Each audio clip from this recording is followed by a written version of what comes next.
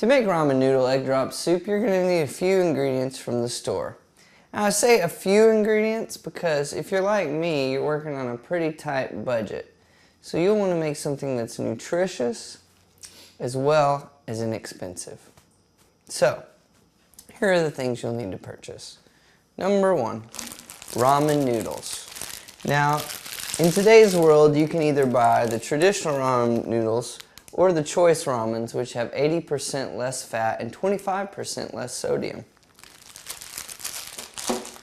You'll also need 1 egg.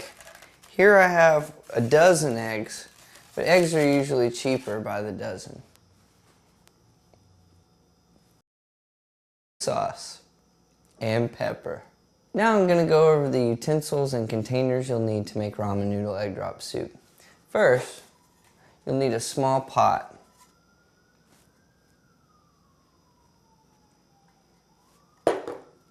A measuring cup.